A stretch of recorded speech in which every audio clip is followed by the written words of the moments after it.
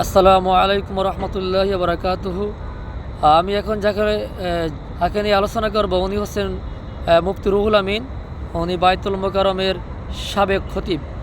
আমি এই বিশিষ্ট রুহুল আমিন হচ্ছেন এই শামসুল হক ফরিদপুরি রহমতুল্লাহ আলাইহির ছেলে। ওনার আব্বা একজন অত্যন্ত বুজুর্গ আলেম ছিলেন, আমরা ওনাকে শ্রদ্ধা করি। কিন্তু উনি শামসুল হক ফরিদপুরির ছেলে হয়ে উনি শামসুল হক ফরিদপুরির কোনো মান সম্মান বাংলাদেশে উনি রাখতে পারেন নাই। উনি কি করেছেন? উনি শেখ হাসিনার পাওসাটা গোলামি করেছেন। উনি কি করেছেন? উনি আওয়ামী লীগ সরকার থেকে নমিনেশন চেয়েছেন। আমরা এমনও শুনেছি উনি নমিনেশন না পেয়ে উনি অজ্ঞান হয়ে গেছেন। তারপরে উনি কি করেছেন? উনি শেখ হাসিনাকে কওমি জননী উপাধি দিয়েছেন। উনি শেখ হাসিনাকে কওমি জননী উপাধি দিয়ে এদেশের হাজার হাজার কওমি আলেমদের সাথে হাজার হাজার ইসলামী তাওহীদি জনতার সাথে উনি বেঈমানি করেছেন।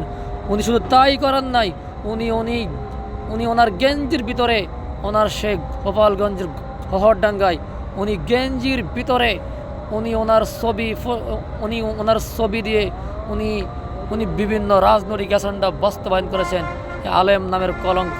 সর্বশেষ শেখ হাসিনা পলায়নের পরে উনি নিজেই 1.5 মাস উনি বাইতুল মোকাররম মসজিদে আসেন নাই।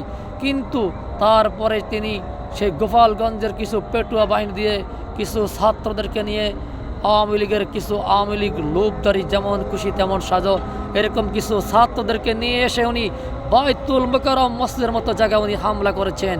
আমি মনে করি আইন উপদেষ্টাকে আমি এখনও নির্দেশ করব এই মাওলানা রুহুল আমিনকে গ্রেপ্তার করে শাস্তির আওতায় উনি শেখ হাসিনা আলালি করেছেন।